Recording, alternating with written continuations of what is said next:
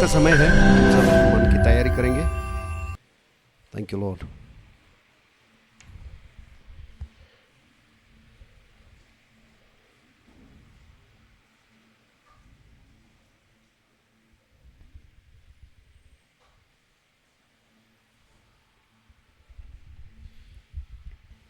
Thank you, Lord. Worship you, Father. स्वर्गीय पिता, हम बहुत धन्यवाद करते प्रभु, इस सुंदर से समय के लिए बहुत धन्यवाद देते पिता। आपकी उपस्थिति यहाँ पर है प्रभु, स्तुति आराधना के बीच आप रहते हो प्रभु, और हम सबको अपने चलाया स्तुति आराधना में, इसके लिए धन्यवाद। अभी प्रभु भोजन का समय है प्रभु, हालेलुया। ये समय में प्रभु हम सब लोग मिलकर प्रभु जी हम स्मरण करते पिता कि आपका जो लहू जो हमारे लिए बहाया आपने, उसको हम स्मरण करते प्रभु। आपके शरीर को स्मरण करते हैं प्रभु, जो हमारे लिए आपने तोड़ा है प्रभु। धन्यवाद करते राजा। थैंक यू अब्बा फादर, प्रेज यू फादर। तेरे इस लहू के लिए धन्यवाद करते प्रभु जी। प्रभु जी, ये लहू भेड़ बकरियों के लहू के समान नहीं है प्रभु, लेकिन ये लहू हमको हमेशा के लिए प्रभु जी हमारे विवेक को शुद्ध किया है प्रभु। मरे हुए कामों से हमारे विवेक को उसने हमेशा के लिए शुद्ध किया है, ताकि हम जीवित परमेश्वर की सेवकाई करें पिता। Thank you Lord, your blood has washed us clean father God. Thank you अब्बा फादर। धन्यवाद प्रभु इस बड़े बलिदान के लिए, धन्यवाद।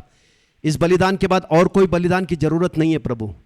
इस एक ही बलिदान के द्वारा, इस एक ही लहू और आपके शरीर के द्वारा प्रभु जी आपने हम सबको हमेशा के लिए प्रभु जी बदल दिया पिता। हम सबको आपके बेटे और बेटियां बनाया प्रभु जी, हमारे जीवन को हमेशा के लिए आपने बदल दिया है। और जैसा आप है प्रभु, वैसे आपने हम सबको बनाया है प्रभु। इस बलिदान के द्वारा हम इसको स्मरण करते प्रभु जी, और पूरे हृदय से प्रभु आपको धन्यवाद देते प्रभु। इस लहू के लिए धन्यवाद देते हैं पिता। आपका ये लहू, जब हम आपके संगति में चलते हैं प्रभु, आपका ये लहू हमें शुद्ध करते रहता है पिता।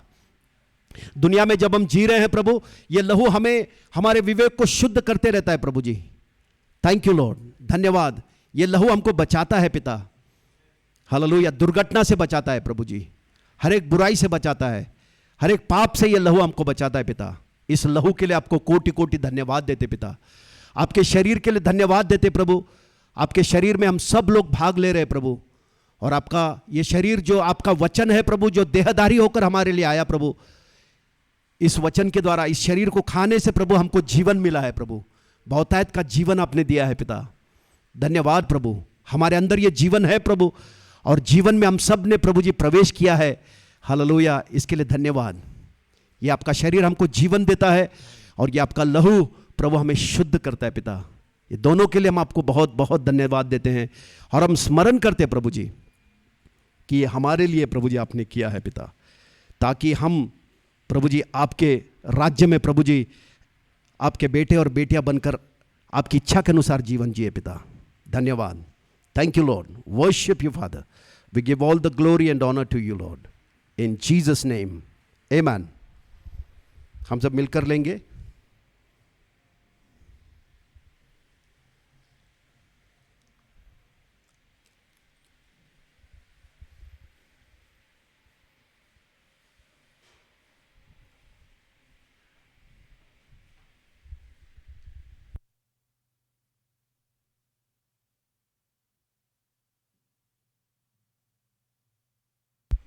Thank you, Pastor.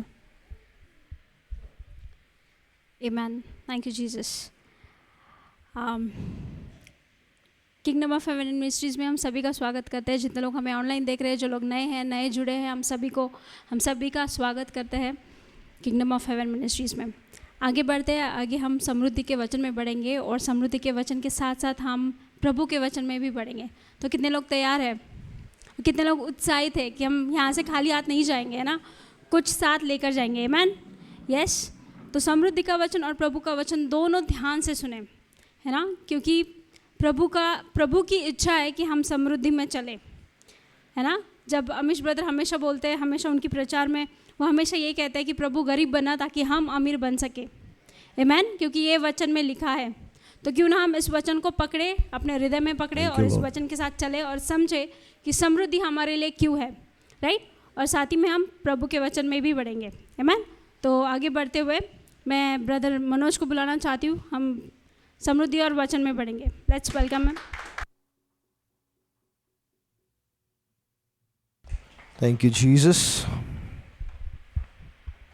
समृद्धि का वचन बहुत शॉर्ट होगा क्योंकि इसके आगे जो हम शेयर करेंगे उसमें समृद्धि वगैरह सब आ जाएगा।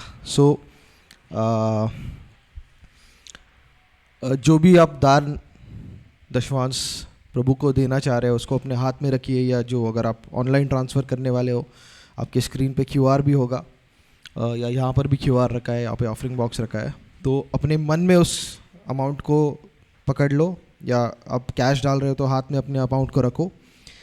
हम प्रार्थना करने वाले हैं, इसके बाद में हम सीधे वचन में जाएंगे। प्रभु धन्यवाद देते हैं तेरे अनुग्रह के लिए, इस दिन के लिए धन्यवाद देते हैं पिता। जो भी तूने हमारे लिए किया उसके लिए धन्यवाद, तेरी सारी आशीषों के लिए धन्यवाद, तेरे वचन के लिए धन्यवाद, तेरे पवित्र आत्मा के लिए धन्यवाद प्रभु, और तूने हमको देने वाला बनाया इसके लिए धन्यवाद। जो भी लोग आज तेरे राज्य में बो रहे हैं उन सब के ऊपर तेरी आशीष बहुतायत से आ रही है, ये मैं विश्वास करता हूँ पिता, क्योंकि तूने कहा दो तो तुम्हें दिया जाएगा, और ये बीज जो ये लोग तेरे राज्य में डाल रहे हैं उसको तू बहुतायत से बढ़ाकर हमारे जीवन में जोड़ रहा है, इसलिए धन्यवाद पिता। तू विश्वास योग्य है, तू हमारा पिता है, तू हमारा पालनहार है प्रभु, हमारा सारी ज़रूरतें तुझसे पूरी होती है, इसलिए धन्यवाद पिता। जितने लोग नहीं दे पा रहे हैं उनके ऊपर में मैं तेरी आशीष को उंडेलता हूँ पिता, ताकि वो लोग तेरी समृद्धि में चल पाए, वो लोग तेरी भलाई को जान पाए और बेहतर तरीके से तेरे राज्य को आगे बढ़ाने में वो मदद कर पाए। ये प्रार्थना हम यीशु के नाम से मांगते हैं, आमीन। Thank you Jesus. तो हम शुरू करने से पहले कुछ घोषणा करेंगे, तो मैं चाहता हूँ कि सब लोग खड़े हो जाए। Thank you father. और मैं चाहता हूँ कि सब लोग इन शब्दों को मेरे पीछे बोलिए। धन्यवाद यीशु, तू विश्वास योग्य है, तुझे मेरी चिंता है, मेरी सारी ज़रूरतों को तू जानता है, मेरे मांगने से पहले तू उनको जानता है। पिता, मैं विश्वास करता हूँ कि जितनी चिंता मुझे मेरी है, जितनी चिंता मुझे मेरे परिवार की है, मेरे दोस्तों की है, उससे कहीं गुना ज़्यादा तू मेरी चिंता करता है, और तूने मेरी सारी ज़रूरतों को यीशु के बलिदान के द्वारा पूरा किया, इसलिए धन्यवाद। तू खुश होता है जब मैं समृद्ध होता हूँ, तू खुश होता है जब मैं चंगाई में चलता हूँ, तू खुश होता है जब मैं तेरे आनंद में चलता हूँ। तेरी भलाई, तेरी करुणा सदा के लिए मेरे जीवन के साथ जुड़ी रहेगी। पवित्र आत्मा, मैं अपने दिल को खोलता हूँ, आज जो भी तू मुझसे बोलना चाह रहा है, इन शब्दों को मेरे दिल में मुझे बचा कर रखने के लिए मदद कर। तेरा ये वचन मेरे दिल में एक बीज के समान बढ़ेगा, इसलिए धन्यवाद, और ये 100 गुना फल लाएगा यीशु के नाम से, आमीन। हम सब बैठ जाएंगे। Thank you Jesus. आज मैंने ये प्रॉस्पेरिटी वर्ड कट शॉर्ट इसीलिए किया क्योंकि मैं एक्साइटेड हुआ था। जो वर्ड हम आज सुनने वाले हैं, कुछ चीज़ें हैं जिन पे मैं मनन कर रहा हूँ पिछले 2-3 हफ्तों से, और प्रभु उन चीज़ों में हमको और आगे बढ़ा रहा है, इसलिए मैं एक्साइटेड हूँ। हम शुरुआत करते हैं कि हमारा नया जन्म कैसे होता है ना। एक वचन में हम जाएंगे।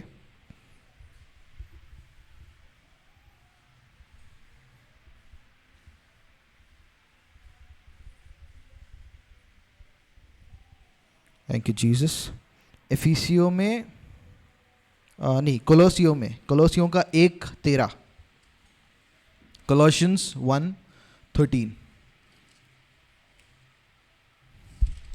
उसी ने हमें अंधकार के वश से छुड़ाकर अपने प्रिय पुत्र के राज्य में प्रवेश कराया। Amen। ये वचन कहता है इंग्लिश में, He delivered us from the power of darkness and conveyed us into the kingdom of the Son of His love, in whom we have redemption through His blood, the forgiveness of sins। तो ये वचन कह रहा है कि यीशु मसीह के लहू के द्वारा पिता ने हमको अंधकार के राज्य से निकालकर प्रकाश के राज्य में लाया है। कितने लोग इसको समझ रहे हैं? हिंदी में फिर से पढ़िए इसको। उसी ने हमें अंधकार के वश से छुड़ाकर अपने प्रिय पुत्र के राज्य में प्रवेश कराया।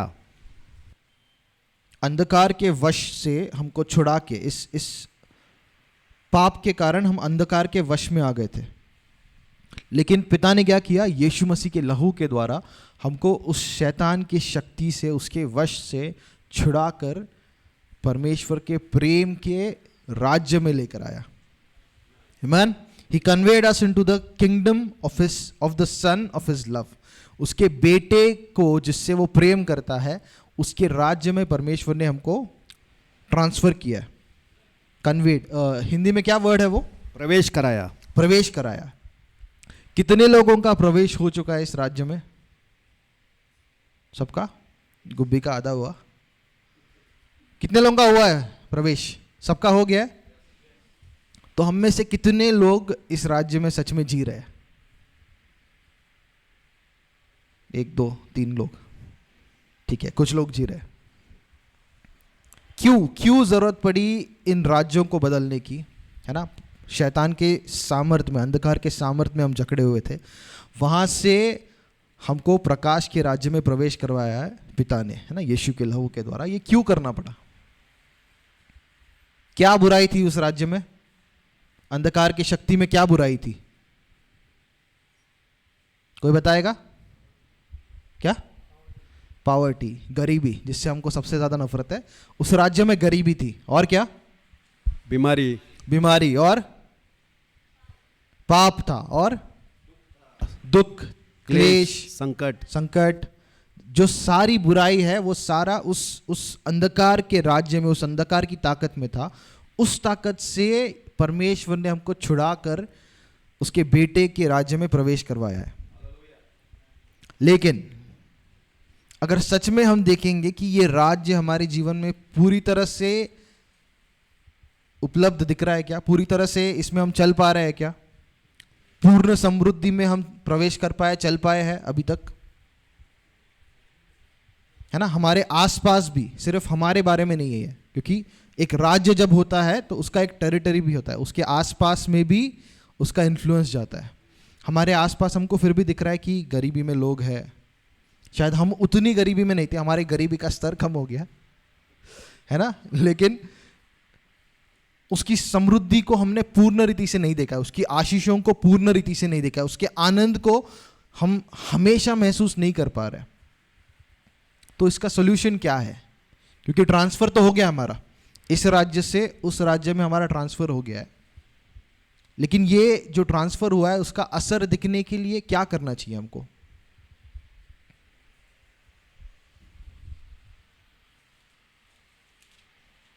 एक और वचन पे हम जाएंगे, है ना, इस प्रश्न को उत्तर देने के लिए। मत्ती के 6 में भी आएंगे मत्ती के 13 में, 13 का 18 और 19 वचन। अब तुम बोने वाले का दृष्टांत सुनो। जो कोई राज्य का वचन सुनकर नहीं समझता, उसके मन में जो कुछ बोया गया था उसे वह दुष्ट आकर छीन ले जाता है। जीसस, यह वही है जो मार्ग के किनारे बोया गया था। ये बोने वाले का दृष्टांत कितने लोगों को पता है क्या है? Sower and the seed.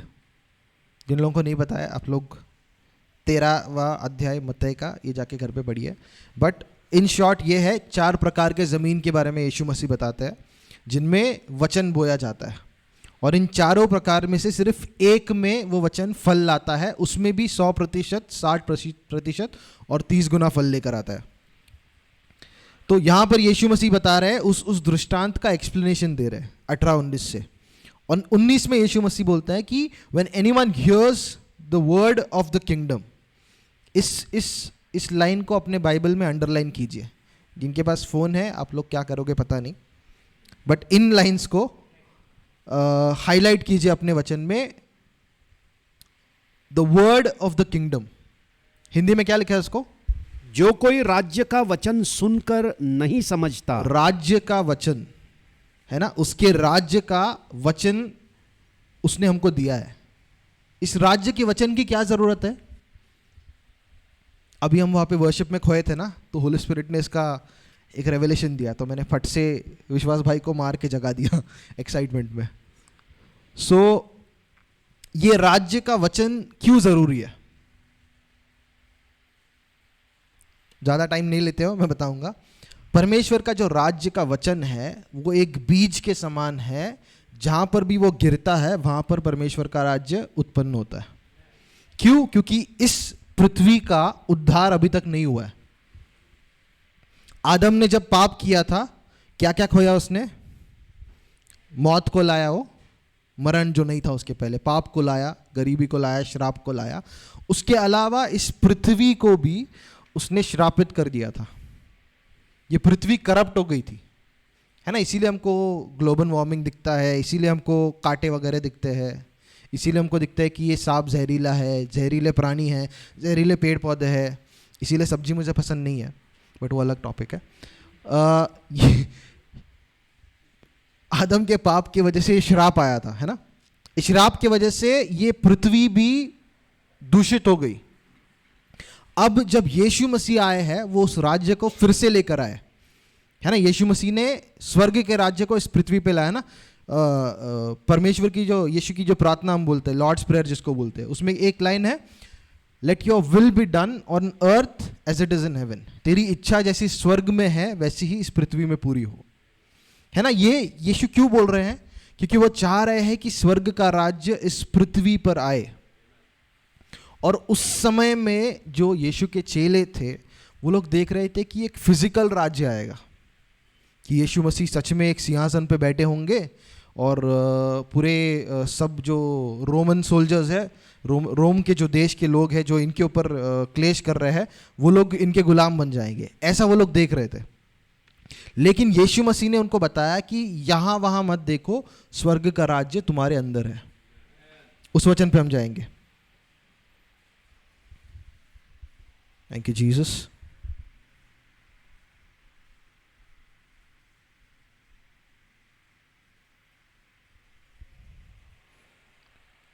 यूहान में नहीं, लूका का 17:21 इसको पढ़िए हिंदी में।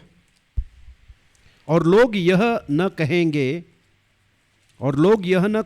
कि देखो यहाँ है या वहाँ है, क्योंकि परमेश्वर का राज्य तुम्हारे बीच में है। लूक 17:21 इसमें क्या लिखा है? The kingdom of God does not come with observation. 20 और 21 दोनों को पढ़ो ना। जब फरीसियों ने उससे पूछा कि परमेश्वर का राज्य कब आएगा, तो उसने उनको उत्तर दिया, परमेश्वर का राज्य प्रकट रूप में नहीं आता, और लोग यह न कहेंगे कि देखो यहाँ है या वहाँ है, क्योंकि परमेश्वर का राज्य तुम्हारे बीच में है। आमीन, आमीन, आमीन। ये इन वचनों पे हमको गौर करने की जरूरत है। यीशु मसीह यहाँ पे बोल रहे हैं, the kingdom of God does not come with observation. वो वर्स को क्या बोला हिंदी में? परमेश्वर का राज्य प्रकट रूप में नहीं आता। प्रकट रूप में यानी क्या? विजिबल, है ना। हमको हमारी आंखों को दिखने के रूप में परमेश्वर का राज्य नहीं आएगा। ये क्यों बोल रहे हैं यीशु? क्योंकि उस समय के लोग रुके हुए थे कि जो मसीह है वो जब आएगा तो उसका राज्य हमको देखने को मिलेगा, और ये संसार के अंत में होने वाला है, जब यीशु का फिजिकल राज्य इस धरती पे आएगा। लेकिन इस समय में यीशु मसीह यहाँ पे बोल रहे हैं कि परमेश्वर का जो राज्य है वो देखने से नहीं आता है। It does not come with observation. यानी इसका विपरीत क्या है? परमेश्वर का राज्य अदृश्य है। क्यों? क्योंकि वो हमारे अंदर आ रहा है। इसीलिए आगे यीशु मसीह बोलते हैं, the kingdom of God does not come with observation nor will they say see here और see there, for indeed the kingdom of God is within you. यीशु मसीह बोल रहे कि लोग ऐसा नहीं बोलेंगे कि अरे उधर देख इजराइल में परमेश्वर का राज्य आ गया है, सिंहासन पे यीशु बैठा है। इस समय की बात हो रही है ना, आगे वो होने वाला है। बट इस समय में यीशु वहां पर फिजिकली नहीं अपने राज्य को स्थापित कर रहे थे, बट यीशु बोल रहे हैं कि ये राज्य आपके और मेरे अंदर है। अब प्रॉब्लम क्या है? ये हम सब समझ गए कि परमेश्वर का राजा किधर है। आज किसी को भी पूछेंगे यहाँ पे तो बोलेंगे हमारे अंदर है, बट हम लोग इसको अंदर रखने में ही सेटिस्फाई हो गए कि अरे अंदर तो है ना, ठीक है, बाहर नहीं दिख रहा है, बाहर पैंट में होल वगैरह है, बट अंदर है राज्य, है ना। ये राज्य सिर्फ अंदर रखने के लिए नहीं दिया है, ट्रॉफी नहीं है ये राज्य। क्या? अंदर से अमीर है। हमको सिर्फ अंदर से अमीर नहीं रहना है। ये जो राज्य है ये एक शक्तिशाली सामर्थ्य है इसमें, और ये राज्य हमारे द्वारा फैलना चाहता है। और ये कब फैलेगा, कैसे फैलेगा? इसी के लिए परमेश्वर ने अपने वचन को दिया है, जो कि इस राज्य के बीज के समान है। आप समझ रहे हो? यीशु मसीह ने जितनी बार प्रचार किया, उसने उसके राज्य के वचन पे प्रचार किया।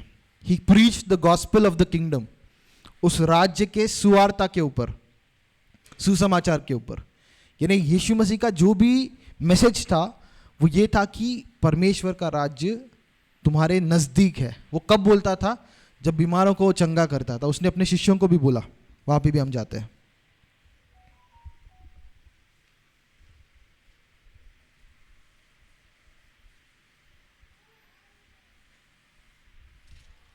Thank you Jesus.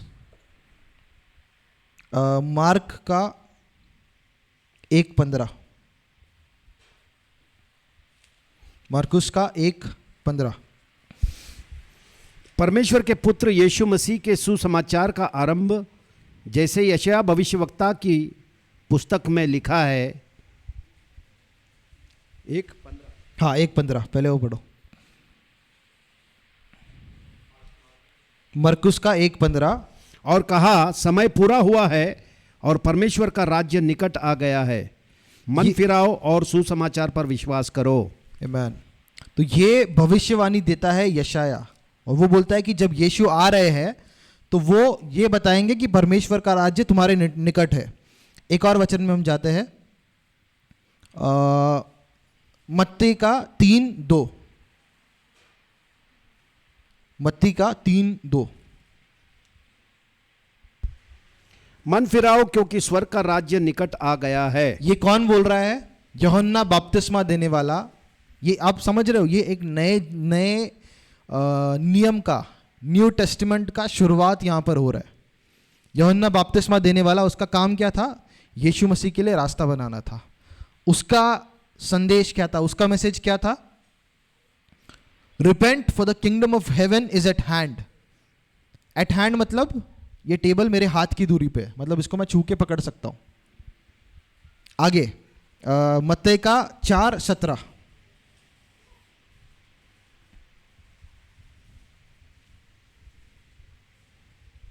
मैथ्यू 4:17। उस समय से यीशु ने प्रचार करना और यह कहना आरंभ किया, मन फिराओ क्योंकि स्वर्ग का राज्य निकट आया है। हाँ, मन फिराओ। यीशु जब प्रचार शुरू कर रहे हैं, उन्होंने शुरुआत ही इसी से की, है ना। From that time Jesus began to preach and to say, मतलब यीशु का संदेश यही था कि पश्चाताप करो क्योंकि स्वर्ग का राज्य निकट है। उसके बाद में वो चेलों को बोलता है कि उस समय में, किस समय में? जब मैं मर के पुनरुत्थान होगा, जब तुम्हारा नया जन्म होगा, उस समय में तुम लोगों को ये नहीं बोलना पड़ेगा देखो यहाँ पर जाओ वहाँ पर जाओ, क्योंकि स्वर्ग का राज्य तुम्हारे भीतर है। यीशु के पुनरुत्थान तक स्वर्ग का राज्य लोगों के हाथ के निकट था। यीशु के मरने और पुनरुत्थान होने के बाद में जितनों ने उस पर विश्वास किया, उनके भीतर यह स्वर्ग का राज्य आता है। अब यीशु मसीह ने जब बोला कि तुम सारे जगत में जाओ और इस सुसमाचार का प्रचार करो, तो वह संदेश बदला नहीं था उसने। हम देखते हैं यशायाह ने पुराने नियम में यह बताया कि यह संदेश होगा कि स्वर्ग का राज्य तुम्हारे पास है। यूहन्ना बपतिस्मा देने वाला आता है, वो बोलता है कि स्वर्ग का राज्य तुम्हारे पास है। यीशु मसीह आते हैं, अपनी मिनिस्ट्री की शुरुआत करते हैं, बोलते हैं कि स्वर्ग का राज्य तुम्हारे पास है। उसके बाद में यीशु मसीह बोलते हैं कि स्वर्ग का राज्य तुम्हारे भीतर होगा। और जब भीतर आ गया, यीशु मसीह ने बोला अब जाकर इस राज्य के सुसमाचार को सारे संसार में प्रचार करो। यानी वो संदेश बदला नहीं था, लेकिन हम उस संदेश से बहुत दूर भटक गए, है ना। जैसे पौलुस एक जगह पे बोलता है द अनसर्चेबल रिचेस, उस वचन पे हम जाएंगे, एफिसियों का 3:8।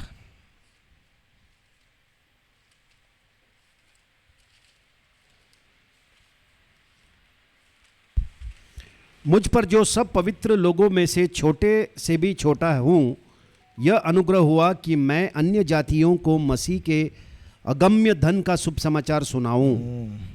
अनसर्चेबल रिचेस ऑफ क्राइस्ट, क्या है हिंदी में, क्या अदम्य, अगम्य धन, ठीक है, अनसर्चेबल, ठीक है। अनसर्चेबल रिचेस ऑफ क्राइस्ट मतलब ऐसी अमीरी जिसको हम खोजते रहेंगे फिर भी वो कभी पूरी तरह से नहीं खोज पाएंगे। अनसर्चेबल रिचेस ऑफ क्राइस्ट, ऐसे उसके वचन है, ऐसे उसके राज्य का ये सुसमाचार है। और ये पिछले 3 हफ्तों से जो इस पे बैठ के मैं मनन कर रहा हूँ, ऐसा लग रहा है अलग अलग लेयर्स को परमेश्वर ओपन कर रहा है उन सेम वचनों के द्वारा।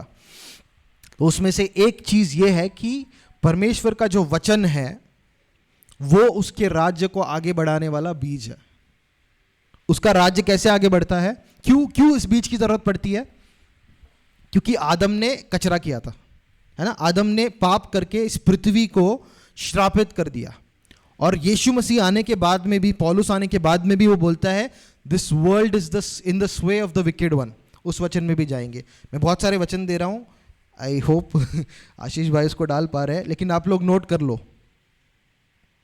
1 यूहन्ना में आई थिंक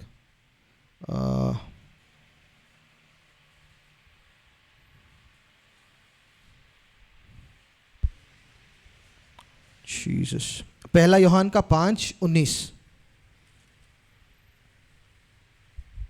हम जानते हैं कि हम परमेश्वर से है और सारा संसार उस दुष्ट के वश में पड़ा है। सारा संसार उस दुष्ट के वश में पड़ा है। We know that we are of God, हम जानते हैं कि हम परमेश्वर के हैं, उसका राज्य हमारे भीतर है। लेकिन ये संसार जो है ये दुष्ट के स्वे, क्या बोला है, शत्रु के, शैतान के वश में, शैतान के कंट्रोल में। इसी कंट्रोल से यीशु मसीह ने हमको उस वचन में छुड़ाया था। कौन सा वचन था वो, पीछे जाके आप देख लो। बट उसने हमको उस अंधकार के वश से उसके बेटे के राज्य में वो लेकर आया है ना। बट अभी भी पूरी दुनिया के लोग उसी वश में हैं, शत्रु के वश में हैं। और इसीलिए परमेश्वर के राज्य को यहाँ पे स्मगल होना पड़ रहा है। कितने लोग जानते हैं कि चाइना में बाइबल्स इलीगल है, वहां पे फिर भी स्मगल होते हैं बाइबल्स, है ना। वैसे परमेश्वर का राज्य इन अ वे इस पृथ्वी पे इलीगल है, क्योंकि आदम ने इसका कचरा करके शैतान के हाथ में दे दिया था। अब लेकिन ये राज्य परमेश्वर फिर से ले रहा है, उसके राज्य को एक एक व्यक्ति के अंदर डाल के। और जब ये राज्य उसके अंदर आ गया है, अब उसके वचन के द्वारा ये राज्य फलवंत होगा, है ना। हम फिर से स्टार्ट जहां पे किया था वहां पे आते हैं, मत्ती 13 में। ये बहुत बड़ा टॉपिक है, इसमें बहुत सारे पार्ट्स करने पड़ेंगे हमको। मत्ती के 13 में यहाँ पे यीशु क्या बोलते हैं, 18 और 19 को फिर से पढ़िए। मत्ती का 13, 18 और 19। अब तुम बोने वाले का दृष्टांत सुनो।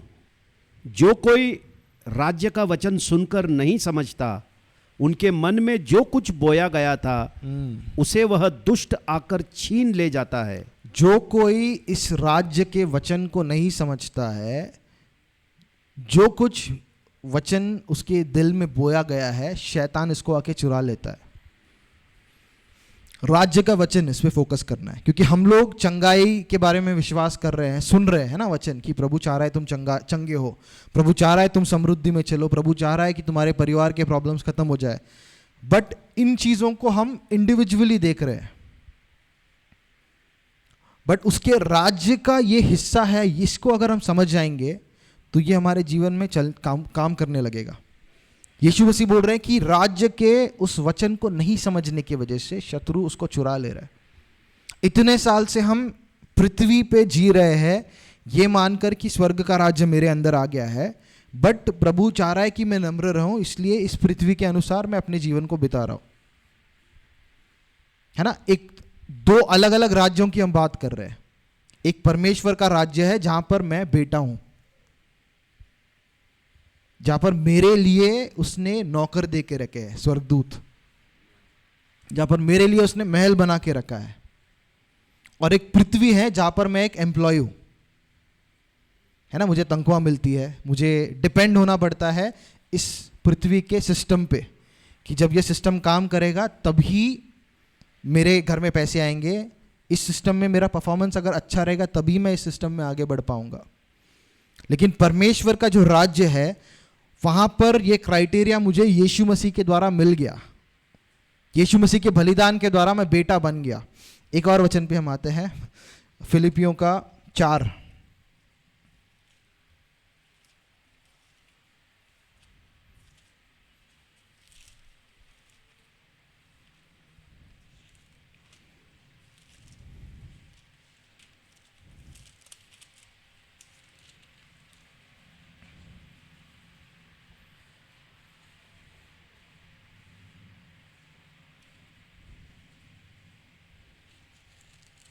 चार 19। और मेरा परमेश्वर भी अपने उस धन के अनुसार जो महिमा सहित मसीह यीशु में है तुम्हारी हर एक गति को पूरा करेगा। पौलुस यहां पे बोल रहा है, my God shall supply all your needs according to India's economy,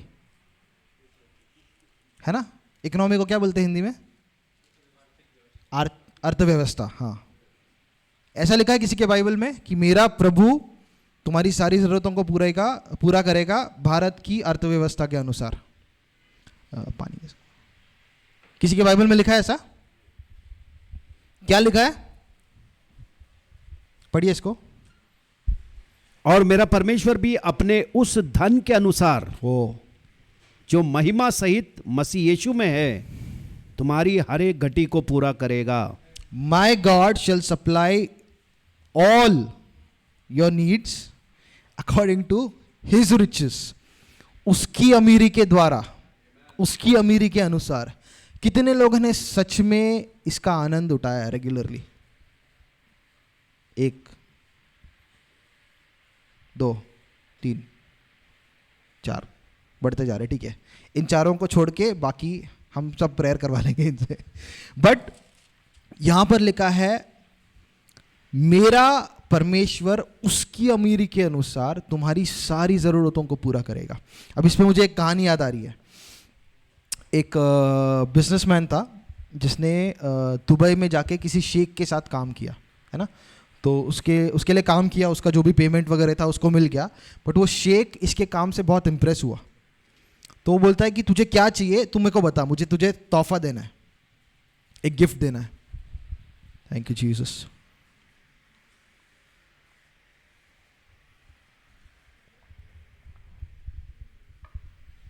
Sheikh बोलता है मुझे तुझे एक तोहफा देना है। ये बोलता नहीं नहीं, तूने जो पेमेंट दिया उतना ही काफ़ी है, मुझे एक्स्ट्रा कुछ नहीं चाहिए। बट वो जो शेख है बहुत इंसिस्ट करता है क्योंकि बहुत अमीर है, तो उसके पास बहुत सारे पैसे हैं। वो बोलता है नहीं नहीं तुझे क्या चाहिए मेरे को बता। तो ये बोलता है, बहुत हाँ नहीं बोलने के बाद में बोलता है कि ठीक है मुझे गोल्फ का शौक है। तो गोल्फ का जो लकड़ी होता है ना, गोल्फ का गेम मालूम है सबको? जिसको नहीं मालूम है गूगल कर लो। तो उसका गेम में एक बैट होता है, उसको क्लब बोलते हैं। तो बोलता है ठीक है मुझे एक गोल्फ का क्लब दे दे। बोलता है ठीक है तो जब मैं भिजवा दूंगा। तो ये फिर से अपने घर पे आ जाता है अपने देश में। और कुछ 2-3 हफ्ते बाद शेख एक आदमी को भेजता है और वो आके इसके दरवाजे को खटखटाता है। बोलता है कि वो शेख ने भेजा है तेरा तोहफे के लिए। तो बोलता किधर है दे। तो बोलता नहीं बैठ मेरे साथ, तेरे को लेके जाता हूँ मैं।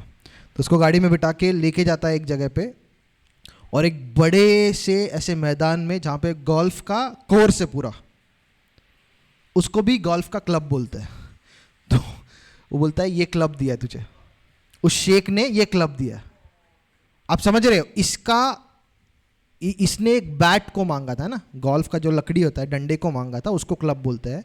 इसके अलावा एक बड़े से मैदान में जहाँ पे गोल्फ खेलते हैं, बहुत एकड़ों में फैला होता है वो जगह, और बहुत सारे वहाँ पे एसी का ऐसे कमरे वगैरह, बहुत सारे होटल जैसा होता है, उसको भी क्लब बोलते हैं। बट जब इसने मांगा, इसके नज़र में इसकी क्षमता सिर्फ उस क्लब को हासिल करने तक की थी, लकड़ी को। बट शेख के अनुसार क्लब मतलब ये था, बड़ा प्रॉपर्टी उसने दे दिया इसको। अब इस समझ से हम इस वचन को फिर से पढ़ते हैं, 4:19।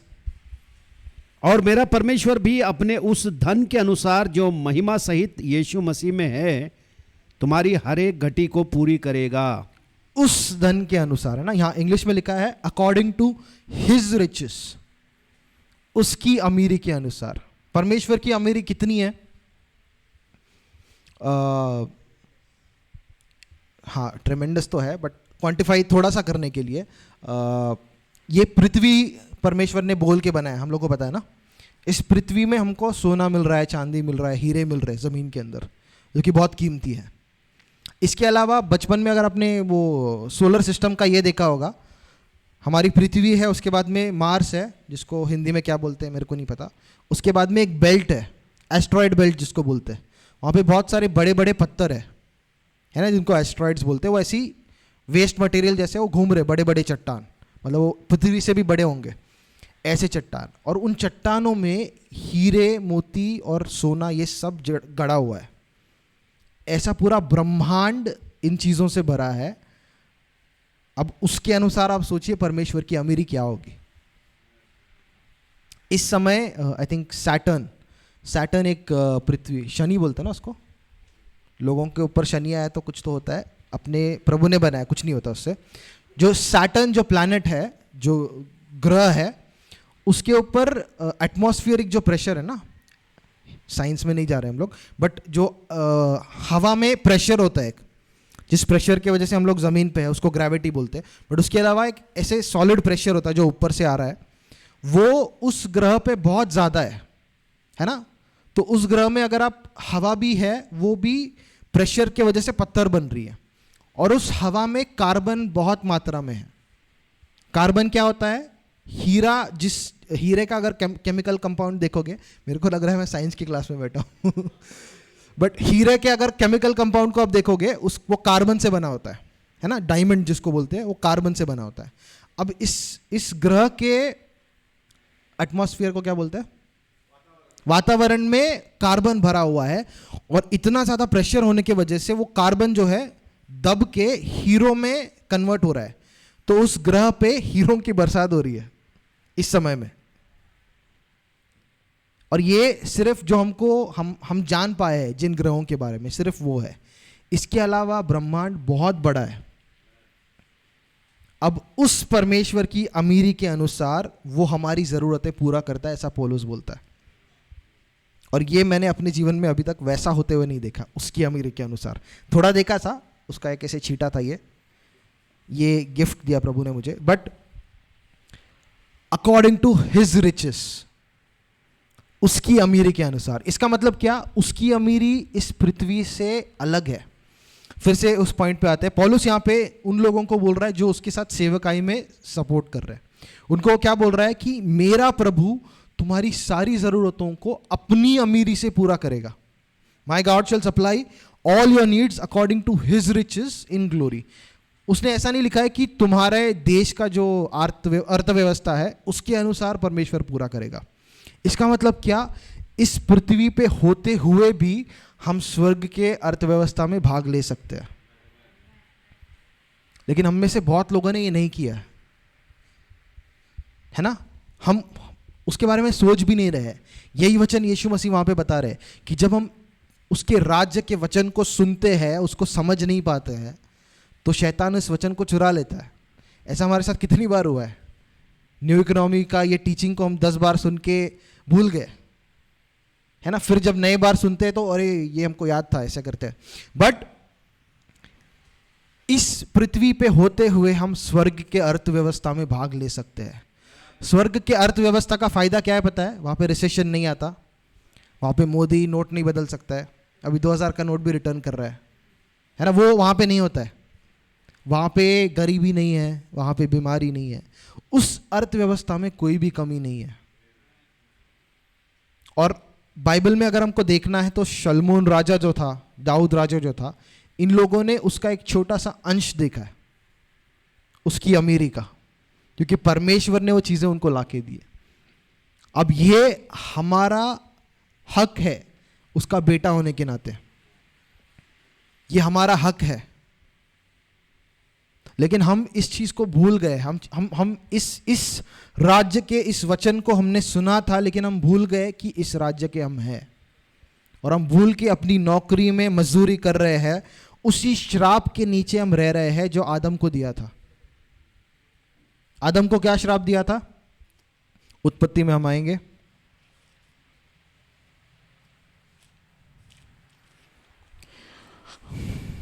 Genesis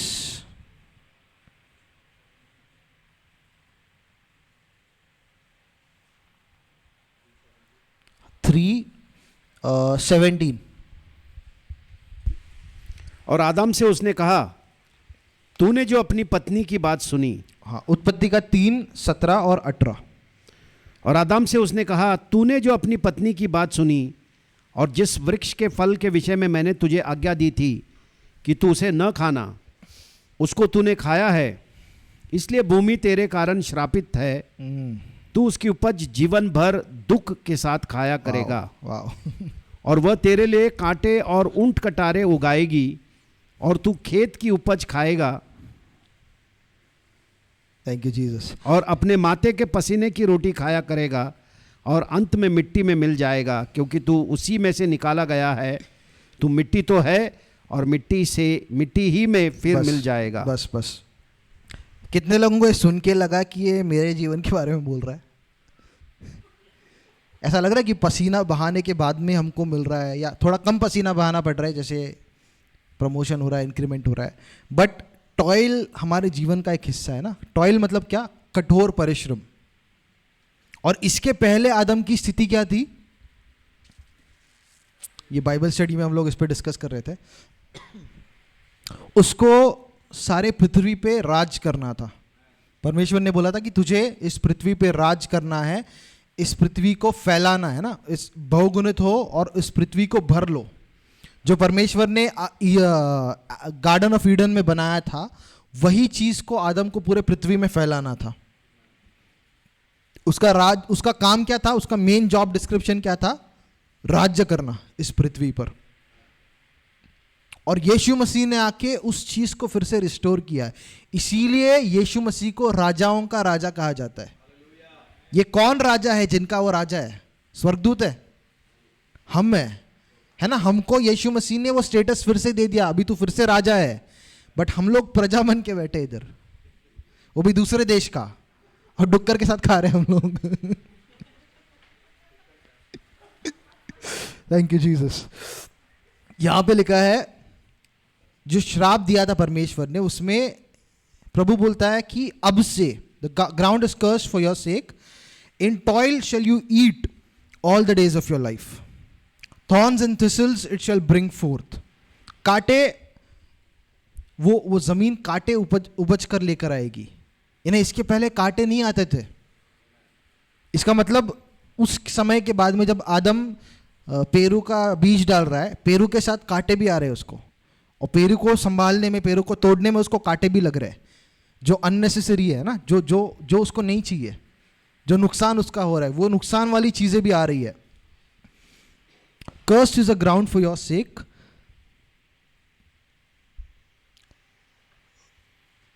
In toil shall you eat of it all the days of your life. तेरे पूरे जीवन भर तू कठोर परिश्रम के द्वारा ही इसमें से कुछ उपजा के खा पाएगा। उसके पहले उसको उपजाने के बारे में सोचना था क्या? उसके पहले उसका काम क्या था? राज्य करना। परमेश्वर ने जो आदन की वाटिका बनाई थी, उस वाटिका को उसको फैलाना था, राज्य करके सारे प्राणियों पे, सारे पेड़ों पौधों पे, सबके ऊपर उसको राज्य करना था, हुकूमत करनी थी।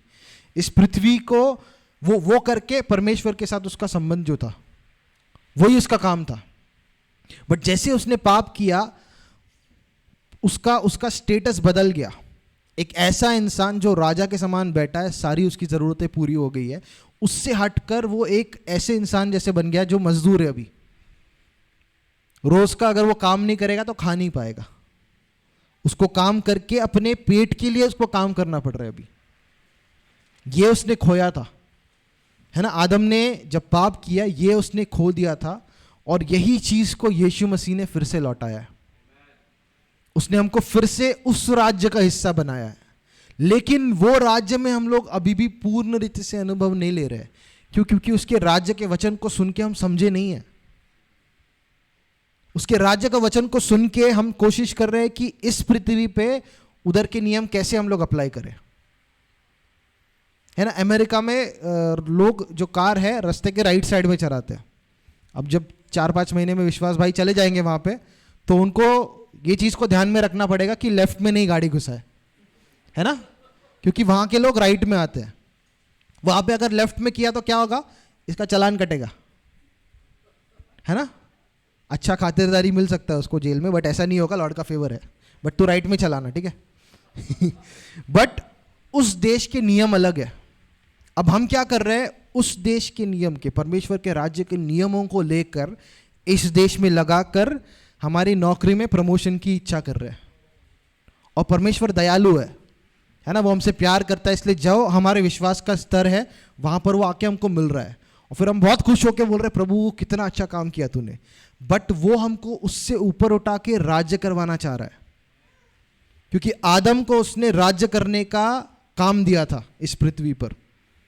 लेकिन आज शैतान ने हम सबको अपने पेट के लिए, कमाने के लिए उलझा के रखा है। ये चीज अभी मैं भी नहीं चला हूं पूरी तरह से, बट ये ख्याल आ रहा है और मेरे को खाता जा रहा है कि मेरे को सिर्फ पेट के लिए काम नहीं करना है, क्योंकि यीशु मसीह ने इसको बदल दिया। मत्ती 6:33 में हम आज नहीं जाएंगे, बट उस वचन में यीशु मसीह ने उसको बदल दिया, है ना। यीशु ने क्या बोला, स्वर्ग का राज्य और उसकी धार्मिकता को खोजो, और ये सारी चीजें जो अन्य जाति के लोग खोजते हैं इन चीजों के पीछे। क्यों? क्योंकि वो लोग अभी भी अंधकार की शक्ति में है, शैतान के सामर्थ्य में वो लोग जकड़े हुए हैं, तो इसीलिए उनको वो मजदूरी करनी पड़ती है। यानी आदम के समय से अभी तक उनके लिए कुछ नहीं बदला, और हम लोग भी उनके जैसा जी रहे हैं, क्योंकि हमारे लिए पूरा दुनिया बदल दिया यीशु मसीह ने। आप समझ रहे हो, आदम ने जो पाप किया था उसके बाद में जो श्राप मिला था, आज पूरा दुनिया उसी श्राप में जी रहा है। यीशु मसीह ने 2000 साल पहले उस श्राप से हमको निकाल दिया। उसके भी पहले जो लोग परमेश्वर के साथ चलते थे उनके जीवन में हम देखते हैं वो श्राप से आजाद हो गए थे। अब्राहम जो श्राप का हिस्सा था, उसके पास इतनी संपत्ति आई, इतने धन आया उसके पास कि राजा लोग आके बोलने लग गए, भाई तू चला जा, हमसे बड़ा तू है, हमसे ज़्यादा संपत्ति, हमसे ज़्यादा चीज़ें तेरे पास है। उसके बेटे के साथ भी यही हुआ। ये पुराने नियम के लोग थे जो उस श्राप के नीचे थे, लेकिन परमेश्वर के साथ उनका संबंध था, इसीलिए उस श्राप को तोड़कर वो एक एग्जाम्पल को सेट कर पाए। आज यहाँ पर जितने भी लोग हैं, मैं जानता हूँ कि कोई भी अगर यहाँ पे आता है कि जो बीमार है, आप में से किसी को भी अगर मैं बुलाऊंगा तो आप प्रार्थना करोगे विश्वास के साथ, इस विश्वास के साथ नहीं, बट प्रभु पे विश्वास के साथ आप प्रार्थना करोगे, है ना। बट समृद्धि के बारे में जब हम बोल रहे हैं, हमारे सामने वैसा एग्जाम्पल नहीं दिखा है अभी तक, है ना। आप लोगों के लिए प्रार्थना करना क्यों आसान होगा, ये विश्वास करके कि प्रभु उसको चंगा करेगा, क्योंकि बहुत बार आप देख चुके हो, बहुत बार आपने देखा है कि सैम भाई, मैं या कोई भी हम में से कोई प्रार्थना कर रहा है, प्रभु उनको चंगा कर रहा है। ये आपने देखा है, आपको लग रहा है कि ये लोग कर रहे हैं तो मैं भी कर सकता हूँ। वैसे परमेश्वर के उस राज्य के अनुसार चल के दिखाना बहुत लोगों ने नहीं किया हमारे आसपास, बट मैं विश्वास कर रहा हूं कि प्रभु आपको और मुझे तैयार कर रहा है उस चीज के लिए। मैं विश्वास कर रहा हूं कि उसके राज्य को वो हमारे द्वारा बढ़ाने वाला है, और उसका वचन जो हमारे अंदर डाल रहा है, ये सच्चाई की बात है जो हमको बता रहा है। ये बहुत लोग आज इससे दूर है। वो चाहता है कि उसका राज्य इस पृथ्वी पर फैले, और उसने वो राज्य को आपके और मेरे अंदर स्थापित कर दिया। अभी हमको प्रार्थना नहीं करना है कि प्रभु तेरा राज्य आए। अब ये राज्य आ गया है, उसके वचन को समझ के, उसके राज्य के वचन को समझ के, उसको हमारे जीवन में इस्तेमाल करके इस राज्य को हमको फैलाते जाना है। मत्ती 13 अगर आप घर पे पढ़ोगे तो उस पूरे चैप्टर में यीशु मसीह ने बार बार उसके राज्य के बारे में अलग अलग एग्जाम्पल्स दिए। मैं बहुत टेम्प्ट हो रहा उधर जाने के लिए, बट देखते हैं। मत्ती 13 में हम फिर से आते हैं। Thank you Jesus. कितने लोग समझ रहे हैं यहाँ पे क्या चल रहा है? नहीं समझ रहे हो तो शैतान को बोलो चुराना बंद कर, मेरे को समझना है। क्योंकि 4 प्रकार के जो ज़मीन के बारे में यीशु मसीह बात करते हैं, उसमें से पहले ज़मीन में शैतान इमीडिएटली उस वचन को चुरा लेता है, क्योंकि उस लोग जो उसको सुन रहे हैं उनको समझ में नहीं आता है। हमको ऐसा नहीं बनना है। ये 4 प्रकार में भी अगर हम जाएंगे तो 3-4 सैटरडे निकल जाएंगे इसमें। मैं अलग से दुविधा में पड़ा उधर। Thank you Jesus. मत्ती का 13 एक और वचन था,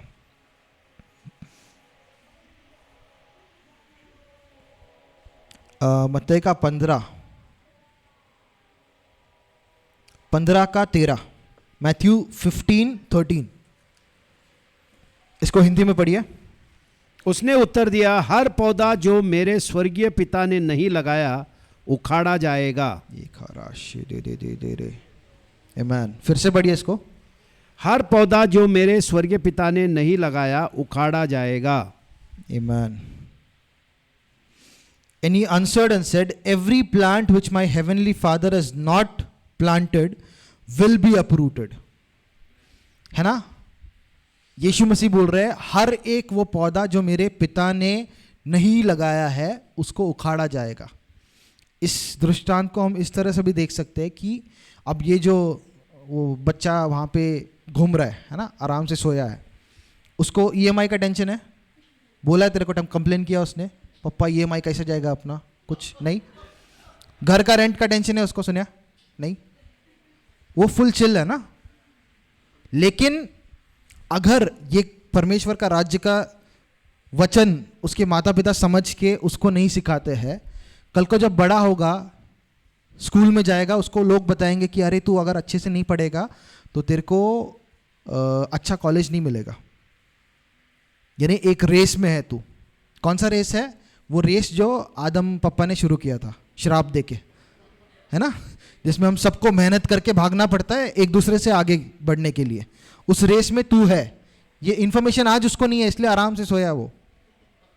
लेकिन कभी ना कभी उसको ये इन्फॉर्मेशन को देगा कि इस रेस में तू है, और उस रेस में फिर बोलेगा कि अभी स्कूल में अच्छा पढ़ेगा तो अच्छा कॉलेज मिलेगा, कॉलेज में जाएगा, कॉलेज में अच्छा पढ़ेगा तो अच्छा नौकरी मिलेगा, अच्छा नौकरी मिलेगा तो अच्छी छोकरी मिलेगी, है ना। उसके बाद में फिर सेविंग्स करेगा, जितना ज़्यादा कमाएगा उतना जल्दी तेरे को रिटायरमेंट अमाउंट मिलेगा, फिर आराम से रिटायर कर पाएगा।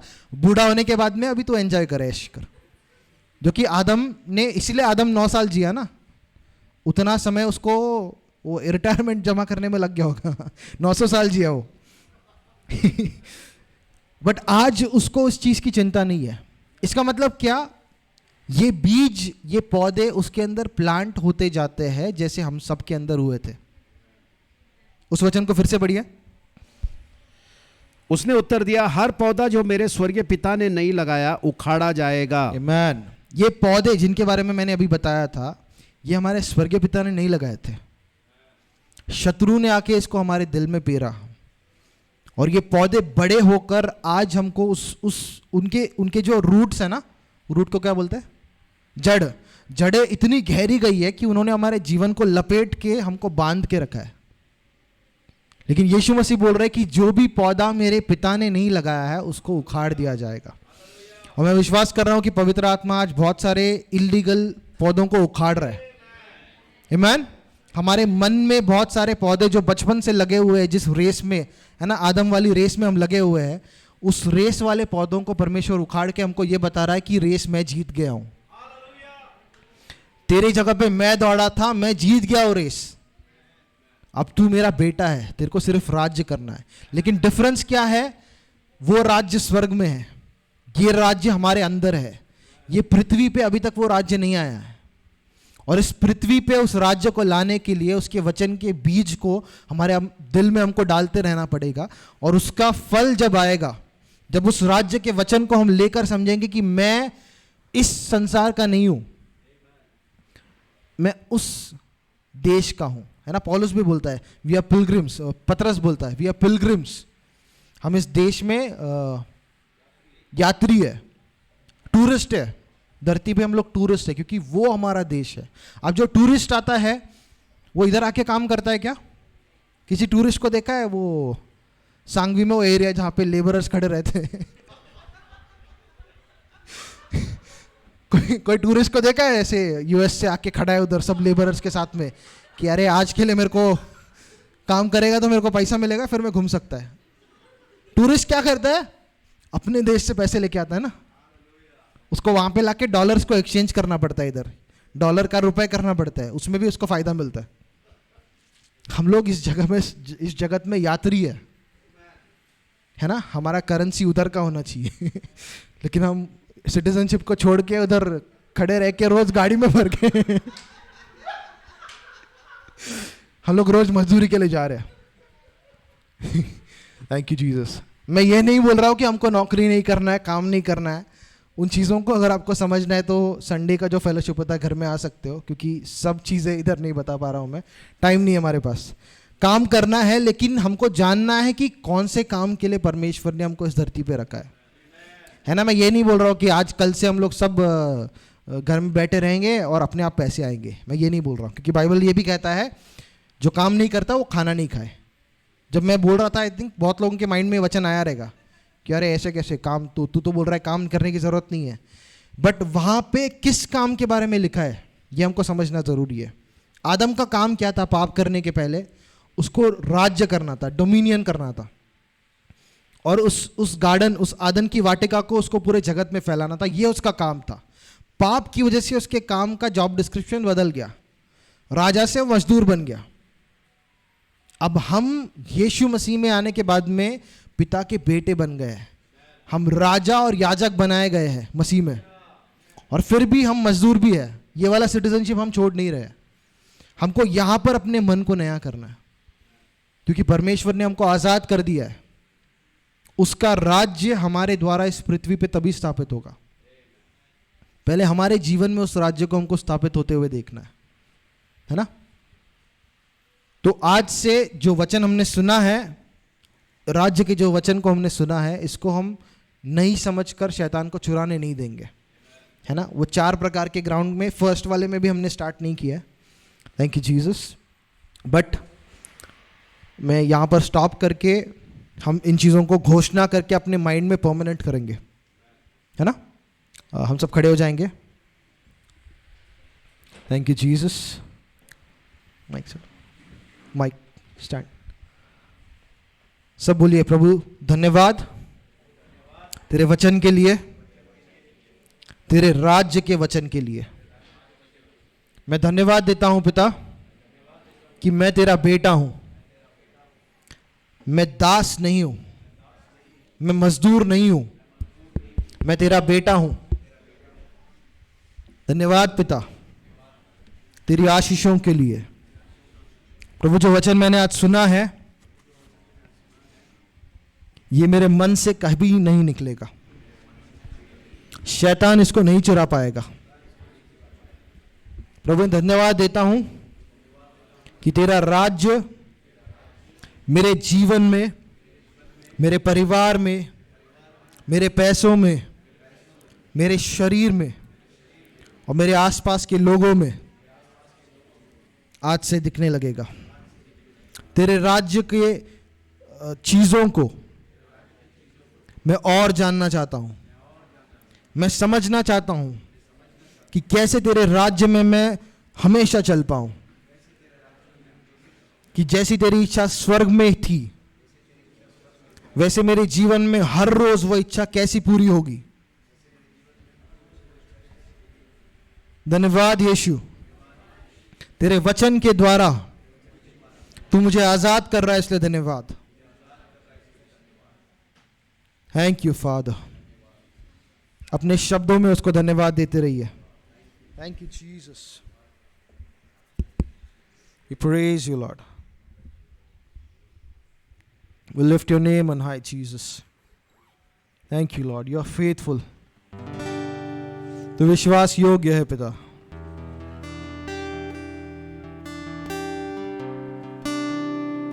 उसको धन्यवाद देते रहिए। शेदे दे दे रे सेखा। अन्य भाषा में बोलिए। पवित्र आत्मा इन वचनों को जो हमने सुना है उसको हमारे जीवन में, हमारे मन में वो परमानेंट कर रहा है। Thank you Jesus. Thank you for your kingdom.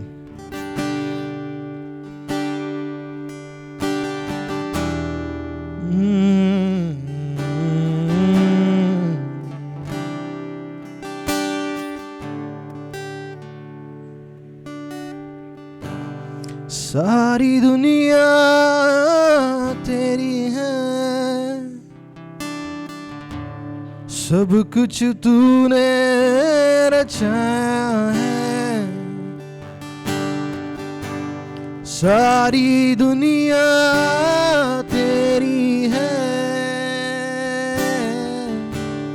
सब कुछ तूने रचाया है। मुझको भी तूने बनाया है, तेरे जैसा किया है। क्या दे सकता, क्या ला सकता हूँ, कहता तुझे बस शुक्रिया। क्या दे सकता हूँ, मैं क्या ला सकता हूँ, कहता तुझे बस शुक्रिया। तुझ में ही मेरी सुबह, तुझ में ही हर शाम, तुझसे ही करता शुरू हर कोई काम। तुझ में ही मेरी सुबह, तुझ में ही हर शाम, तुझसे ही करता शुरू हर कोई काम। शुक्रिया करता हूँ मैं देख तेरा नाम, आदर और धन्यवाद आज तेरे नाम। शुक्रिया शुक्रिया शुक्रिया तेरा शुक्रिया। अपनी आवाज को उठाएंगे। शुक्रिया शुक्रिया यीशु तेरा।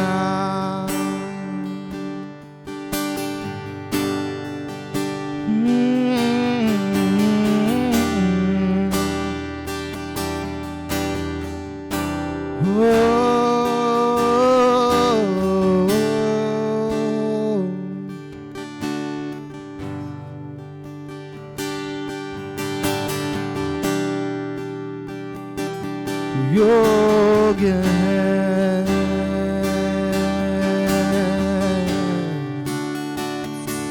वो योग्य है।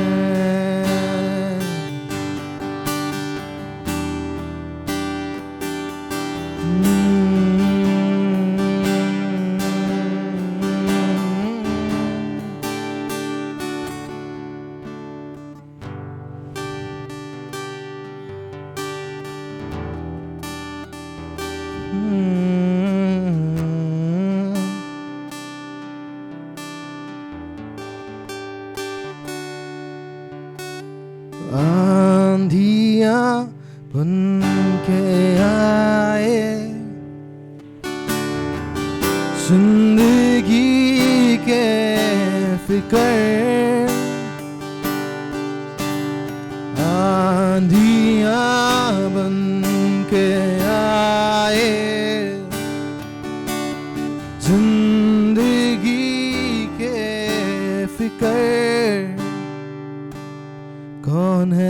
तेरा केवल हारा है भरोसा तेरा किधर, कौन है तेरा केवल हारा है भरोसा तेरा किधर। गिन गिन के स्तुति करूं बेशुमार तेरे दानों के लिए, अब तक तूने संभाला मुझे अपनी बाहों में लिए हुए, अब तक तूने संभाला मुझे अपनी बाहों में लिए हुए। उसके राज्य में शत्रु का कोई भी शस्त्र हमारे खिलाफ सफल नहीं होगा।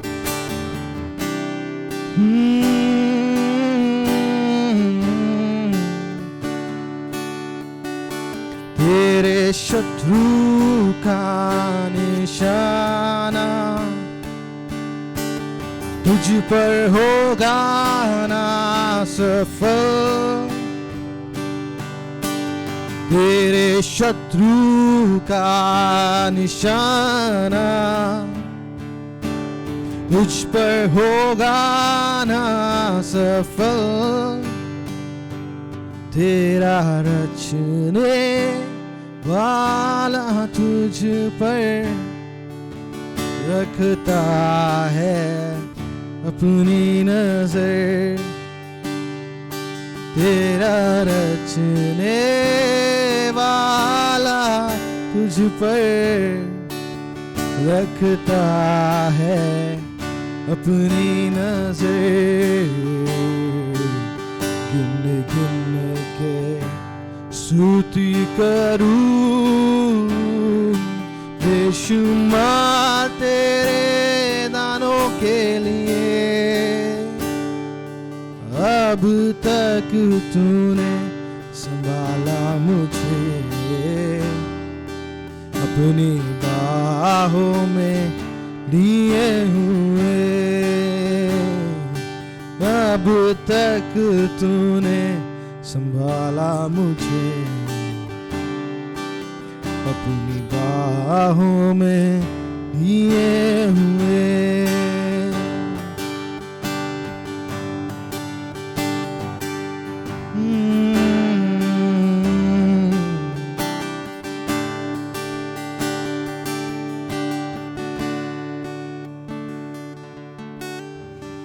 आए तुझे जो मिटाने ये शत्रु होंगे बेअसर, आए तुझे जो मिटाने वे शत्रु होंगे बेअसर, आँखों की पुतली जैसे वो रखेगा तुझे हर पल, आँखों की पुतली जैसे वो रखेगा तुझे हर पल। गिन गिन के स्तुति करूं बेशुमार तेरे दानों के लिए, अब तक तूने संभाला मुझे अपनी बाहों में लिए हुए, अब तक तूने संभाला मुझे अपनी बाहों में लिए हुए। अब तक तूने संभाला मुझे अपनी बाहों लिए हुए। तेरी विश्वास योग्यता के लिए धन्यवाद देते हैं पिता।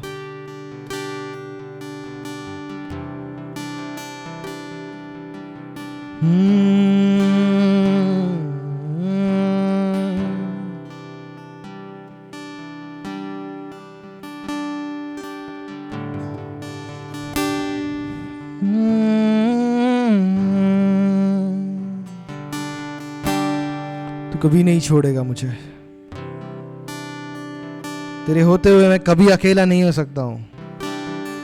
तेरे होते हुए मैं कभी हार नहीं सकता। तू विश्वास योग्य प्रभु है।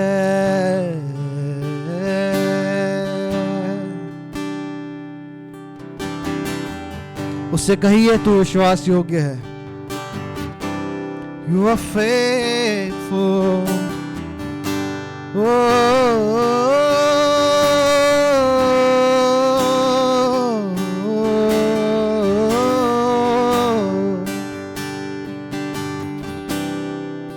तू महान है।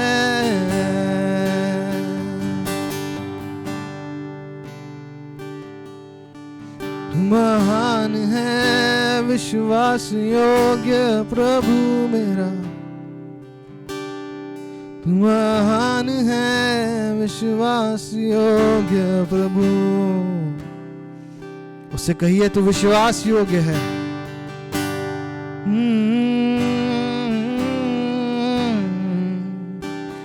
तू महान है विश्वास योग्य।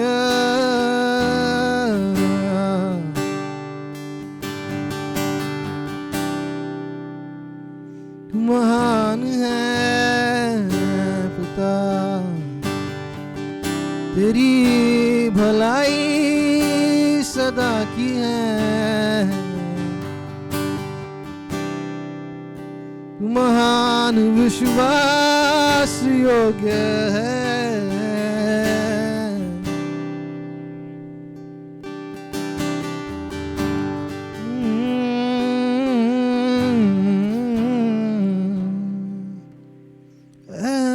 पिता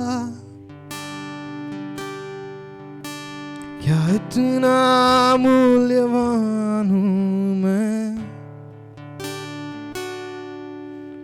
पिता क्या इतना मूल्यवान हूं मैं जो मेरे खातिर तूने स्वर्ग का खजाना लुटा दिया।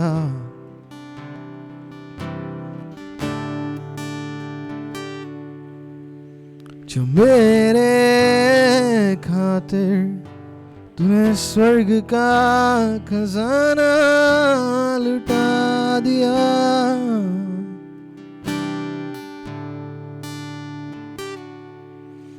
विश्वास योग्य है तू।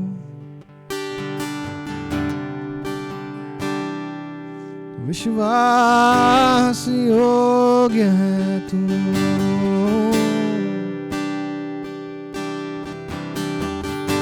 मेरे मांगने से ज्यादा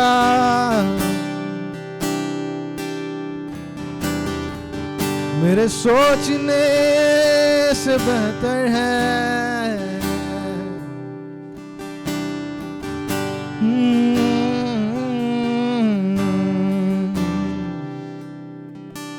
विश्वास योग्य है।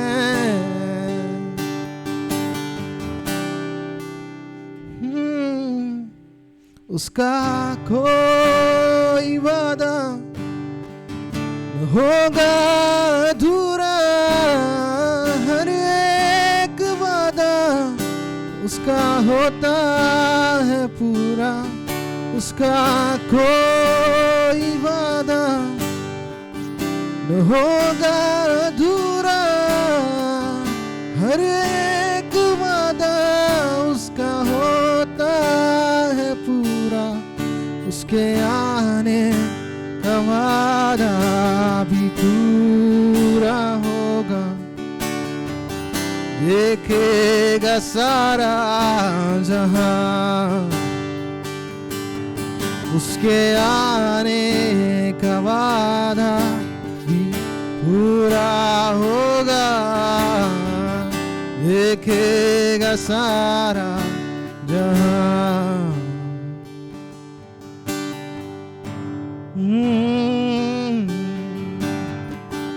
तेरा हर एक वादा मेरे लिए हाँ है। Every promise, Father, I say yes to it, Lord.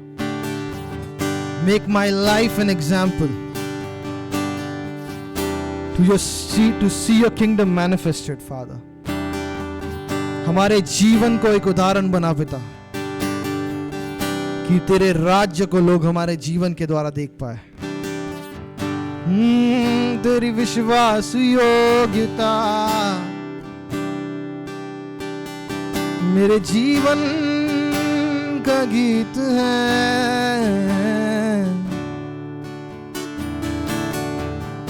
तेरी विश्वास योग्यता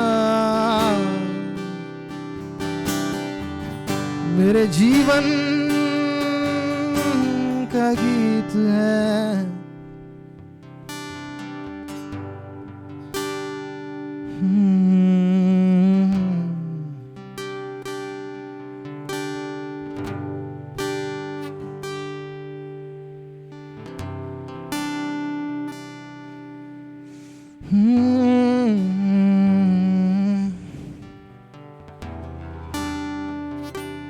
Thank you, Jesus, for your presence, Lord, for your truth, for your love. तेरे प्यार के लिए धन्यवाद।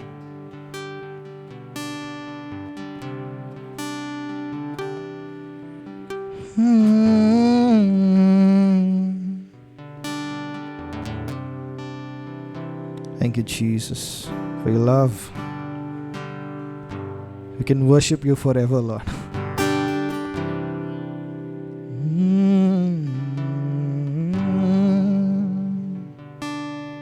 Thank you, Jesus. पवित्र आत्मा, तेरे वचन के द्वारा तूने हमसे बात किया, इसलिए धन्यवाद। ये वचन तूने हम सब के दिलों में डाला है एक बीज के समान, और हम सब के दिलों को तूने अच्छा ज़मीन बनाया, इसलिए धन्यवाद। कि हम सब के दिलों में ये वचन 100 गुना फल लाएगा, इसलिए धन्यवाद। इस वचन को पानी देने के लिए, इसकी देखभाल करने के लिए तू हमको मदद कर रहा है, इसलिए धन्यवाद। Let this always be in our remembrance, Lord, that we belong to you. हमेशा हमको ये याद दिला पिता कि हम तेरे हैं। हम इस दुनिया के नहीं, हम इस संसार के नहीं हैं। इस संसार में है हम, बट इस संसार के नहीं है। We are in this world, but not of this world, Father. Thank you, Jesus. Praise you, Lord. Amen.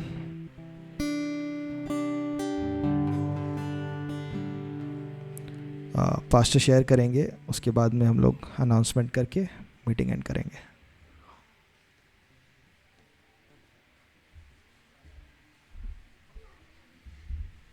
Hallelujah. आज का वचन प्रभु ने सचमुच एक वचन मेरे को छुआ। मत्ती का 15वां अध्याय, जहाँ पर लिखा है ना, हर एक पौधा जो मेरे पिता ने नहीं लगाया वो उखाड़ा जाएगा। एक्चुअली वो कितना सच है, मतलब हमारे माइंड में हम लोग कितना, मतलब वो राज्य से हम लोग निकल गए, है ना, अंधकार के राज्य से पिता ने हमको उसके पुत्र के राज्य में, है ना, उजाले के राज्य में लाया है। लेकिन बहुत सारे अभी भी वो जड़, है ना, मतलब ऐसे पौधे हम हमारे मन में या अपने जीवन में या माइंडसेट में ऐसा बन के है, जिसको अभी वो वचन जैसे हमने सुना वो जीवित हो गया हमारे अंदर, और ये अभी सब उखाड़ा जाएगा। हालेलुया। और हम सचमुच में परमेश्वर के राज्य को अनुभव करेंगे, है ना। वो किंगडम, जो परमेश्वर का राज्य जो है हमारे जीवन में, वो सचमुच में प्रकट होगा। और ये कलीसिया सब देखेंगे, हम सब उसका अनुभव लेंगे। हालेलुया, है ना। हम दूसरों को भी वो बताएंगे। हालेलुया, है ना। प्रभु हम सबको तैयार कर रहा है ना, सही वचनों से हमको तैयार कर रहा है। इसलिए जब वचन सुनते हैं तो पूरा हृदय से, पूरा ध्यान देते हुए वचन को हमको सुनना है ना। जैसे पहला वचन में जैसा लिखा है कि जब हम राज्य का वचन सुनते हैं और नहीं समझते हैं तो शैतान आकर वचन को चुरा लेता है, और वचन चुरा लिया तो हमारा परिस्थिति जैसा है वैसा ही रहेगा, कभी बदलेगा नहीं। हालेलुया। इसीलिए वचन को बहुत बड़ा टॉपिक है वो, जैसे उसने बोला, तो हम जैसे जैसे सुनेंगे तो हम अटेंटिवली उसको सुनेंगे तो सचमुच मैं विश्वास कर रहा हूं कि है ना, हम सचमुच परमेश्वर के राज्य को अनुभव करेंगे। हालेलुया, है ना। मैनिफेस्ट होगा, हर एक के जीवन में मैनिफेस्ट होगा वो, और हम लोग पायनियर बनेंगे लोगों के लिए। हालेलुया, है ना। परमेश्वर का राज्य ऐसा प्रकट होता है। आमीन। हम लोग गवाही देंगे, हम लोग सिखाएंगे लोगों को, और ऐसा हम विश्वास करते हैं। आमीन। तो हम प्रभु को धन्यवाद देते हैं। आज सैम का बर्थडे है मेरे ख्याल से, तो हम सब मिलकर सैम के लिए, बाइबल में लिखा है अपने जबान के अंदर जीवन और मृत्यु दोनों का सामर्थ है, तो हम सब मिलकर सैम के लिए जीवन को रिलीज करेंगे। उसके जीवन में जो भी अड़कलन है या जो कुछ भी है उसके लिए मृत्यु घोषित करेंगे, और उसके जीवन में जो भी परमेश्वर की योजना है, जो भी परमेश्वर का प्रॉमिस है, उसको हम लोग रिलीज करेंगे। हालेलुया। तो प्रभु ने अभी स्तुति आराधना में मेरे मन में वो डाला कि हम लोग को ये करना चाहिए। और किसी का बर्थडे है क्या?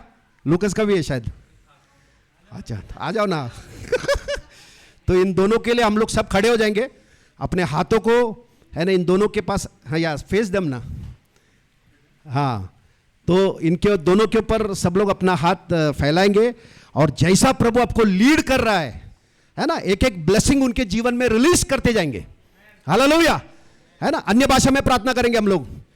थैंक यू अबा फादर। रबा नमा खाला रबा शब्रहो ब्रहो ताला रबा निकम रो नमा ताना मन ताला रबा रिबा नमा तोलो रबो शता रबा खाला रबा शतो रबो लो रबो रबा नमन ताला रबा रिबा नमन थों खोलो रबो शंता नमन तान ताराबा रेब्रो नमा ताला रबा रिकम रो नमन तोलो रबो रेबे रेबे रेबे रिबा नमा खाला रबा शता नमन ताला रबा रबन थोम्ब्रो नमो तोलो रबो शता रबा नमा खाला रबा रिबा नमा खोलो रबो शता रबा नमा हम बरहाता लरिया नमन थों खोलो रबो रिबे नमन ताला रबा रिबा नमा खाला रबा शंतो नमन तोलो रबो रिबे नमन थं खाला रबा शंता नमन ताला रबा रबा नमा खाला रबा तोरबो शतेरेबे रेब्रे नमा तोलो रबो रिकेंतन रबा मा हाताला रबा रखाला रबा रिबा नमा थाला रबा शता रबा नमा थाला रबा शतरो बोरो खोलो रबो रिबा नमन थाला रबा नम्रा हमरा होतोलो रबो रिकता रबा शता रबा ला रखाला बो होतोलो रबो रिबे नमन थाला रबा ताब्रा हातन तारबा शंतन मंथों खोलो रबो शता रबा ला रबा हब्रा हाताला रबा रबा तोलो रबो रिबा नमा रबन थाला रबा रिंकोम्ब्रो नमो तोलो रबो शता रबा नमर हाताला रिया नमन तोलो रबो रिबा नमा थाला रबा शखरबा हतोरबो रिबे नमन थाला रबा रामब्रो नमा थाला रबा रिबा नमन थाला रबा शम्ब्रो हम थोम्ब्रो हो ताला रखाला रबा शतेरेबे रेबे नमन थाला रबा हाला रबा नमन थाला रबा शतोरबो लेरेबे हेता रबा खाला रबा थोरबो शंत नमन थाला रबा। Thank you Jesus. धन्यवाद धन्यवाद धन्यवाद स्वर्गीय पिता। हालेलुया। आपकी उपस्थिति में प्रभु जी सैम और लूकस दोनों खड़े हैं प्रभु, आज उनका बर्थडे है प्रभु। हालेलुया। हम पूरा कलीसिया मिलकर प्रभु जी आपकी उपस्थिति में इन दोनों के जीवन में प्रभु आपकी योजना को रिलीज करते हैं पिता, आपके सारे आशीषों को रिलीज करते हैं उनके जीवन में। हर एक अड़खलन, हर एक जो भी रुकावट उनके जीवन में है, यीशु के नाम से उसको तोड़ के नष्ट करते पिता परमेश्वर। हर एक रुकावट को मृत्यु घोषित करते पिता, और हर एक योजना को जीवन घोषित करते प्रभु। हालेलुया। उनके जीवन में प्रभु हालेलुया ब्रेक थ्रू को रिलीज करते हैं प्रभु। हालेलुया। जीवन के हर एक क्षेत्र में ब्रेक थ्रू को रिलीज करते हैं यीशु के नाम से। खास करके प्रभु सैम के लिए प्रभु, जो भी उसके बिजनेस में और जो भी उसका शादी के लिए जो भी रुकावट है, उस रुकावट को यीशु के नाम से हम तोड़ के नष्ट करते हैं प्रभु। उसके शादी को रिलीज करते हैं यीशु के नाम से, उसके बिजनेस को रिलीज करते हैं यीशु के नाम से प्रभु। फाइनेंशियली उसके जीवन में प्रभु फाइनेंशियल ब्लेसिंग्स को रिलीज करते हैं पिता। हालेलुया। और उसका शादी को प्रभु रिलीज करते हैं पिता, और शीघ्रता से हुआ है प्रभु, इसके लिए धन्यवाद। उसके जीवन में घर को रिलीज करते हैं प्रभु, और घर रिलीज हुआ है प्रभु, इसके लिए धन्यवाद प्रभु। Thank you daddy. Worship you Father, we bless you Lord. हर एक रुकावट निकल गया है प्रभु, ऐसे हम विश्वास करते हैं प्रभु। और फाइनेंशियल ब्रेक थ्रू आया है प्रभु। हालेलुया। और उसका शादी में ब्रेक थ्रू आया है प्रभु, इसके लिए धन्यवाद। आज वो टूट गया है प्रभु सारे रुकावट, इसके लिए धन्यवाद करते पिता परमेश्वर। लूकस के लिए धन्यवाद करते प्रभु। जो भी उसका कर्जा है प्रभु, यीशु के नाम से प्रभु उसको हम बोलते हैं, यीशु के नाम से पूरा कर्जा नील हो जाए, इसी वक्त नील हो जाए यीशु के नाम से। और धन्यवाद प्रभु, हालेलुया, उसका पूरा कर्जा तूने ऑलरेडी पे कर दिया है प्रभु, हालेलुया, और पूरा उसका नील हो गया कर्जा, इसके लिए धन्यवाद प्रभु। और प्रभु उसके जीवन में जो भी आपकी योजना है, जो भी प्रभु जी आपने उसके लिए चुना है, उसको चुना है प्रभु, वो सारे आशीषों को उसके जीवन में हम रिलीज करते हैं यीशु के नाम से। We release it in the name of Jesus. धन्यवाद पिता, thank you Lord, bless you अब्बा Father, we give you glory. हम पूरी कलीसिया मिलकर प्रभु ये दोनों को यीशु के नाम से आशीर्वादित करते पिता। और आपने प्रभु ये बातों को, प्रभु ये वचन को सुनकर आपने उत्तर दिया है और आपका ये राज्य प्रकट हुआ है दोनों के जीवन में, इसके लिए धन्यवाद। सारा आदर महिमा गौरव आप ही को देते पिता, यीशु नासरी के नाम से हम प्रार्थना करते हैं, आमीन, हालेलुया, आमीन, आमीन। Many apparitions of the day. Many apparitions of the day. Hallelujah. ठीक है, हो गया। यस, हाँ, प्रभु को हम धन्यवाद देंगे। स्वर्गीय पिता, आप अलग तरीके से आज आपने हमको चलाया प्रभु, और आगे ऐसा ही होता रहेगा प्रभु, और हम हर एक के लिए प्रार्थना करते रहेंगे जैसा जैसा प्रभु जी, और हर एक के जीवन में प्रभु आपका राज्य प्रकट होगा पिता, इसके लिए धन्यवाद। क्योंकि आप चाहते हो प्रभु, आपका राज्य को आप बढ़ा रहे हो प्रभु, आप हम सब के अंदर आप काम कर रहे हो पिता, और ये कलीसिया को आप बना रहे हो प्रभु, और नरक के दरवाजे इसके विरुद्ध में खड़े नहीं होंगे पिता, इसके लिए धन्यवाद। आपके प्रेम में, आपके सच्चाई में हम सबको आप तैयार कर रहे हो प्रभु, और आजाद हम हो रहे पिता, आशीर्वादित हो रहे प्रभु। आज का आपका राज्य हमारे जीवन में प्रकट हो रहा है प्रभु, ये रहस्यों को हम पर प्रकट कर रहे पिता, इसके लिए धन्यवाद। सारा महिमा, सारा गौरव, आदर केवल आप ही को देते पिता, यीशु के नाम से हम प्रार्थना करते हैं, आमीन। बोलो यीशु मसीह की, यीशु के लहू की। पिता परमेश्वर का प्रेम, प्रभु यीशु मसीह का अनुग्रह और पवित्र आत्मा का सहभागिता हम सब के साथ हमेशा रहेगा, और पूरी कलीसिया कहेगी आमीन। एक दूसरे से सहभागिता करेंगे, मिलेंगे और समय पर आएंगे, आमीन।